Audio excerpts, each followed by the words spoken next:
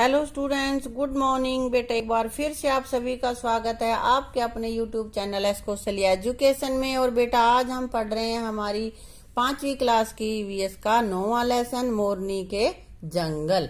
मोरनी के जंगल, इसका मतलब ये नहीं जैसे कि मोर का स्त्रीलिंग मोरनी होता है उसके जंगल। ये मोरनी एक जगह का नाम है हरियाणा में, ठीक है। उसके जंगलों की बात हम यहाँ पे आज करने वाले हैं, ठीक है। निकले भ्रमण पर, भ्रमण मीन्स घूमने निकले हैं। अंबाला के एक सरकारी स्कूल ने बच्चों के भ्रमण का कार्यक्रम बनाया।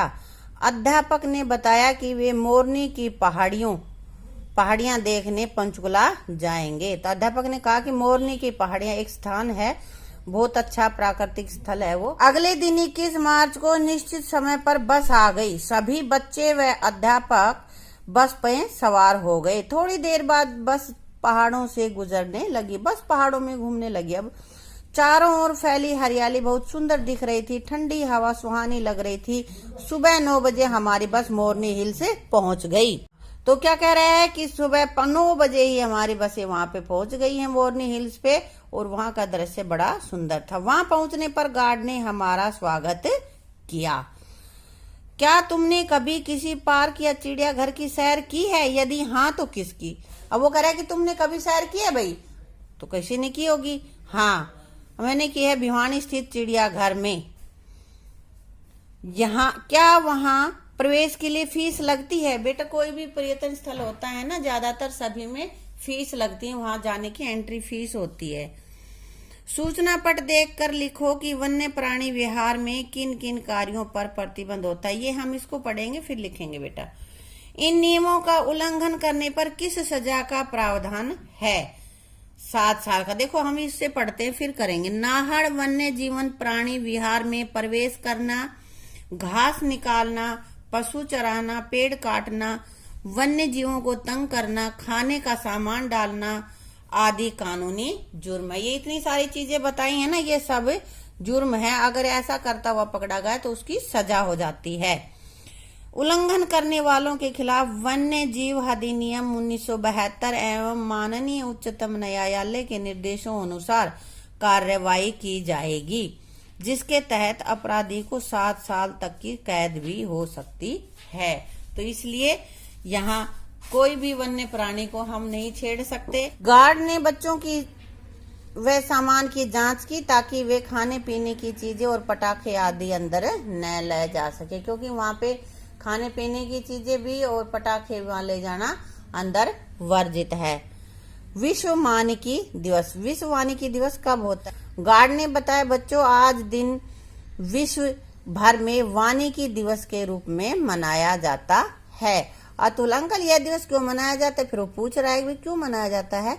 गार्ड उसे बताता है वन और वन्य जीव हमारे लिए बहुत महत्वपूर्ण हैं। इनके संरक्षण एवं पौधारोपण के प्रति लोगों में जागरूकता लाने के लिए यह दिन मनाया जाता है। हाँ तो बेटा इस दिन को क्यों मनाया जाता है? क्योंकि इस दिन पेड़ पौधे लगाए जाते हैं, वन और वन्य जीवों को बचाने के उपायों के बारे में बताया जाता है लोगों को, इसलिए यह दिवस मनाया जाता है। क्या तुमने कभी किसी वन क्षेत्र का भ्रमण किया है? और यदि हाँ तो कौन से पेड़ पौधे और जीव जंतु देखे हैं?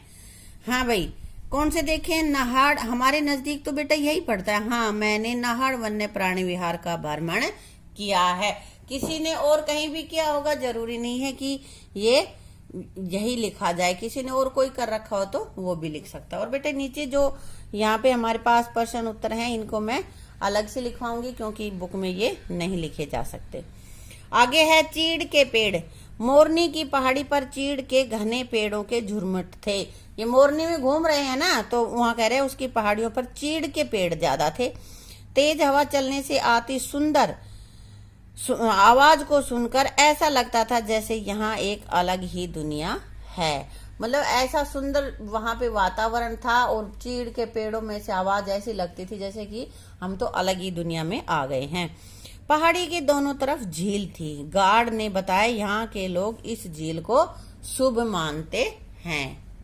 तुम्हारे आसपास स्थित पार्क में कौन कौन गतिविधियां होती हैं, मतलब पार्क में कौन कौन सी गतिविधि, क्या क्या कार्यकलाप वहां पे होते हैं, क्या होते हैं पार्कों में, क्या होता है। पार्क में बहुत से पेड़ पौधे और बहुत से पक्षी पेड़ों पर चहचहाते हैं। बहुत से पेड़ पौधे उगे होते हैं पार्कों में, है ना, और वहां पे पक्षी भी होते, पेड़ होंगे तो पक्षी भी होंगे, और सुबह शाम बच्चे खेलते हैं, बड़े बुजुर्ग वहां पे घूमते भी हैं, है ना। वहां पेड़ पौधों की देखभाल कौन करता है, जो पार्क है वहां पे देखभाल कौन करता है, वहां पे माली पेड़ पौधों की देखभाल करता है। पहाड़ बने मोरनी हिल्स, गार्ड अंकल ने बताया इस पहाड़ी का नाम महारानी मोरनी के नाम पर पड़ा था। ये पहाड़ी जो मोरनी हिल्स के नाम से प्रसिद्ध है, उसका नाम मोरनी एक महारानी के नाम पे पड़ा था, जो पहले यहाँ शासन करती थी, उसका राज्य था वहां पे। अध्यापक ने हमें अमलता, सहजना, गुलमोहर, अंजीर, आंवला आदि के पेड़ दिखाए। ये उन पहाड़ियों पे उगे हुए थे ये पेड़, तो अध्यापक ने उनके बारे में बताया। पेड़ों पर बैठे कुछ पक्षियों की आवाजें आ रही थी, वे बार बार उड़कर एक दूसरे पेड़ पर जा बैठते, कभी इस पे कभी उस पे। कहीं कहीं बंदर भी उछल कूद कर रहे थे। ये मोरनी हिल्स की बात बता रहा है यहाँ पे, है बेटा। अब आगे देखते हैं, यहाँ भी कुछ बता रहा है, यह भी जानो। बीरबल साहनी प्रथम वनस्पति वैज्ञानिक थे। तो अगर ये तुमसे पूछा जाए कि प्रथम वनस्पति वैज्ञानिक कौन थे, तो तुम्हारा जवाब रहेगा बीरबल साहनी। ये छोटे छोटे प्रश्न बेटा बीच बीच में आते हैं, इनको याद करने के लिए होता है, इसीलिए लेसन को हमें अच्छे से रीड करना चाहिए। जिन्होंने चट्टानों और पेड़ पौधों का गहन अध्ययन किया, उन्होंने बिहार की राजमहल पहाड़ियों की भी खोजबीन की। यह स्थान प्राचीन वनस्पति के अवशेषों का भंडार है। कि इस स्थान पे, कौन से स्थान पे, ये राजमहल की पहाड़ियों में पुरानी जो वनस्पति हैं, पेड़ पौधे हैं, उनके अवशेष बहुत ज्यादा मात्रा में यहाँ पे मिलते हैं। उन्होंने प्राचीन पौधों और आधुनिक पौधों के बीच विकास क्रम के संबंध को समझने में मदद की। किसने मदद की बेटा? बीरबल साहनी जी ने। उन्होंने इंस्टीट्यूट ऑफ पैलियोबोटनी की स्थापना की। उन्होंने एक इंस्टीट्यूट बनाया, उसका नाम रखा इंस्टीट्यूट ऑफ पैलियोबोटनी। अब प्रश्न देख लेते हैं, क्या रिहायशी क्षेत्रों में भी इतनी संख्या में पक्षी और जीव जंतु दिखाई देते हैं, और यदि नहीं तो क्यों नहीं दिखाई देते बेटा?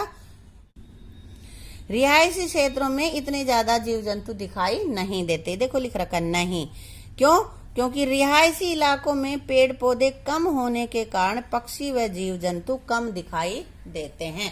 क्योंकि पक्षी और जीव जंतु तो बेटा पेड़ पौधे जहाँ ज्यादा होंगे वहीं पे मिलेंगे, इसलिए रिहायशी इलाकों में, रिहायशी इलाका कौन सा होता है? जहाँ पे लोग बाग ज्यादा मात्रा में रहते हैं। हिरण के झुंड, अब हम कर रहे हैं कि देखो हिरण दिख रहे हैं इनको आगे, तभी हमने हिरणों के झुंड को दौड़ते हुए देखा। बातें कर ही रहे थे, तभी हिरण भागते दिखाई दिए। मैंने गार्ड से पूछा यहाँ और कौन से जानवर रहते हैं? उन्होंने बताया नीलगाय, लंगूर, चमगादड़ आदि जानवर हैं। तो कौन कौन से जीव वहां पे रहते हैं? लंगूर, नीलगाय, चमगादड़, बंदर आदि। कभी कभी तेंदुआ भी दिख जाता है, तेंदुआ।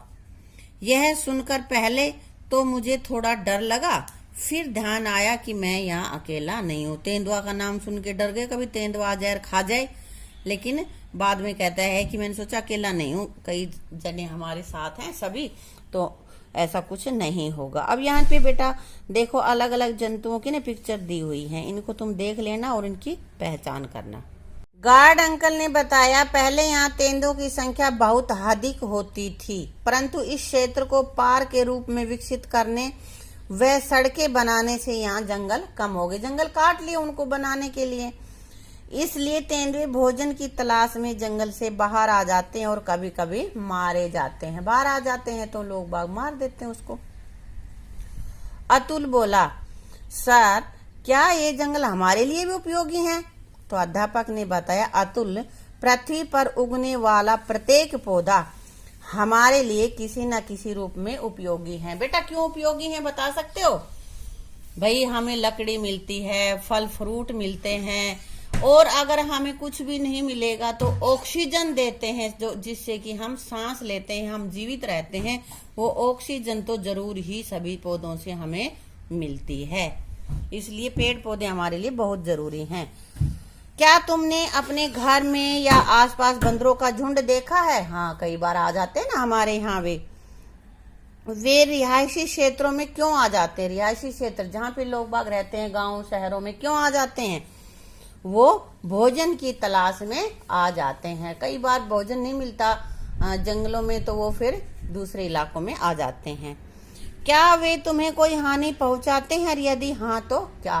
भाई, कभी कभी जब हम बंदर को छेड़ेंगे तो वो हमें काट लेता है, छोटे बच्चों को या बड़े बुजुर्गों को भी काट लेता है कई बार तो। ठीक है, अब नीचे देखो आहार श्रृंखला दी गई है कि किस में कौन क्या खाता है।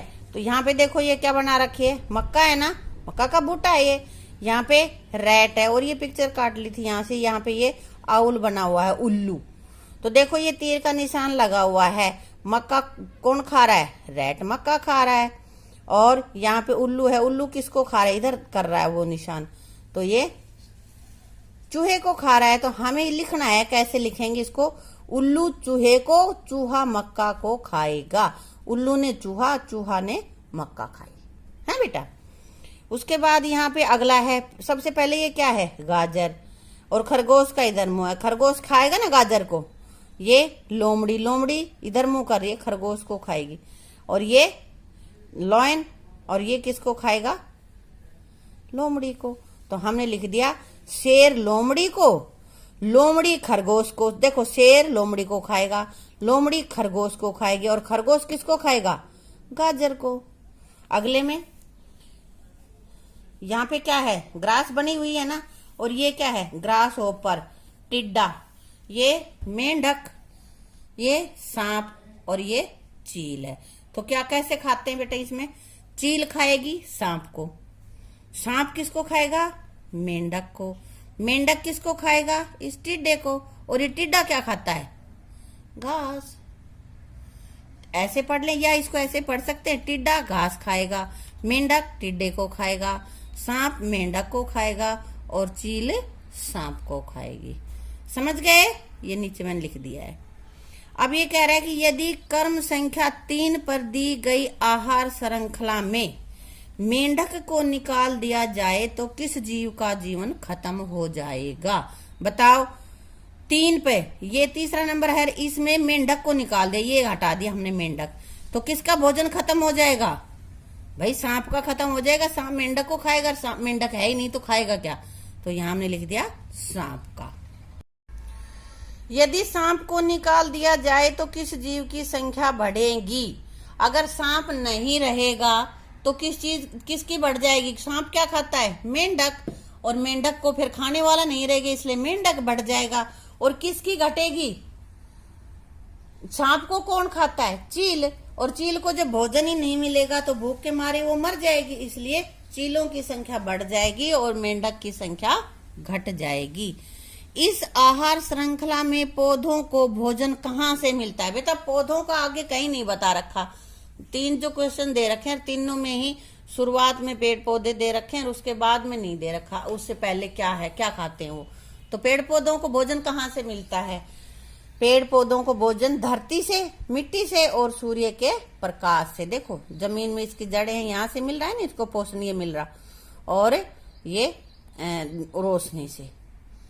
अब कह रहा है कि इस चित्र को देखो, देखो ध्यान से इसको, और लिखो। क्या लिखना है? पौधे ने वायुमंडल से क्या लिया? वायुमंडल, ये जो वातावरण हमारा, उससे क्या लिया पौधे ने? एक तो सूर्य की धूप ली है ना, दूसरा कार्बन डाइऑक्साइड। कार्बन डाइऑक्साइड हम सांस जब छोड़ते हैं तो कार्बन डाइऑक्साइड छोड़ते हैं, वो गैस पौधे उसको यूज कर लेते हैं, हमारे लिए वो काम की नहीं होती। तो पौधा कार्बन डाइऑक्साइड लेता है और धूप लेता है, और छोड़ता क्या है? देखो ऑक्सीजन, ये छोड़ने लग रहा, ऊपर देखिए छोड़ने लग रहा, बढ़िया ऑक्सीजन। ऑक्सीजन से हम सांस लेते हैं। यदि हमारे वायुमंडल में ऑक्सीजन की मात्रा बिल्कुल खत्म हो जाए तो हम भी खत्म हो जाएंगे। इसीलिए तो जब किसी कमरे में हमें बंद कर दें या किसी गाड़ी में तुम्हें बंद कर देते, कभी कभी हो जाता है ऐसा, तो उनकी डेथ हो जाती है क्योंकि उनको ऑक्सीजन नहीं मिलती, मौत हो जाती है उनकी, है बेटा। पौधे ने भोजन कहाँ बनाया? कहाँ बनाया पौधे ने? सूर्य के प्रकाश की सहायता से पत्तियों में अपना भोजन बनाया। देखो पत्ती से निकलने लग रहे हैं यहाँ पे, है ना।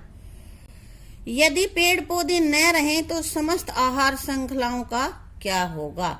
बेटा पेड़ पौधे नहीं होंगे तो आहार श्रृंखला खत्म ही हो जाएगी, क्योंकि जो घास खाने वाले जीव हैं वो पनप ही नहीं पाएंगे, और वो नहीं पनपेंगे, वो जीवित नहीं रहेंगे, तो उनको खाने वाले नहीं जीवित रहेंगे, है ना। ऐसे पूरी ही ये खत्म हो जाएगी आहार श्रृंखला।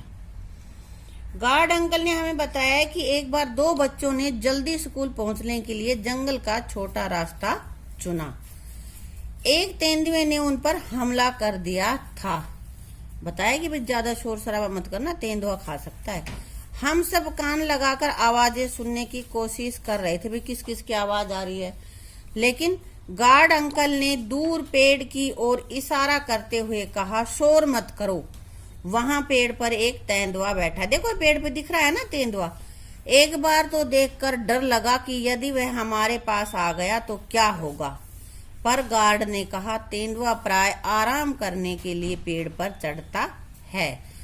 आराम करना होता है तब वो पेड़ पर चढ़ के आराम करता है, सोता है। वहां वह पानी में भी तैर सकता है। यहाँ अधिकतर हिरण, नीलगाय, बंदर, चूहा, नेवला आदि खाता है। क्या खाता है तेंदुआ? हिरण, नीलगाय, बंदर, चूहा, नेवला आदि खा लेता है। ठीक है बेटा, देखो और समझो। नीचे एक चौखानी आकृति दे रखा है ना, स्क्वायर सा दी हुई है। इसके सभी खानों को हरियाणा की कुल जमीन माने, ये माने कि ये हरियाणा की कुल जमीन है, तो जितने खानों में हरा रंग भरा है उसे उतने वर्तमान जंगल है। कितने खानों में ये भरा हुआ है हरा रंग, जितना हरा है उतने ही पूरे हरियाणा के जंगल है। ये पूरा हरियाणा, यहाँ पे रियास होगी, कहीं पानी होगा, और ये जंगल है। बताओ ये कितने खानों में है? कितना खाना है बेटा? एक खाने में ही है। ठीक है, अब कह रहा है कि हमारा लक्ष्य वर्तमान जंगल को 5 गुना करना है। अब एक खाना है और इसको 5 गुना करना है, तो 1 गुना 5 कितना हो जाएगा? 5। दूसरी आकृति के लक्ष्य को हरे रंग द्वारा भरकर दर्शाओ। ये आकृति है, इसमें तुम्हें भर के बताना है। अभी तक तो कितने हैं? 1 है, और इसको 5 गुना करना है, तो कितना हो जाएगा? 5 हो जाएगा। हम इनमें कर देंगे 1 2 3 4 और ये 5। अब ये 5 तुम किधर से भी कर सकते हो। ये ग्रीन करना है बेटा, मैंने मेरे हाथ में पेंसिल थी तो मैंने पेंसिल से इसको ब्लैक कर दिया है। आप ग्रीन करना, ठीक है। 5 खाने वहां पे ढक जाएंगे। अब ये 5 यूं भी हो सकते हैं, जरूरी नहीं है कि 5 ये ऐसे ही मैडम ने बनाए तो ऐसे हो, या 5 ऐसे भी हो सकते, कोई भी 5 हो जाएंगे, कि 5 गुना हमने इन जंगलों को बढ़ा देना है। बेटा ये लेसन हमने यहाँ तक कर लिया है, इसको यहाँ तक का तुम अच्छे से पढ़ लेना। इसमें जितने भी क्वेश्चन आंसर आए हैं उनको नोटबुक में लिखना और उनको लर्न करना। आगे का हम करेंगे अपनी अगले वीडियो में।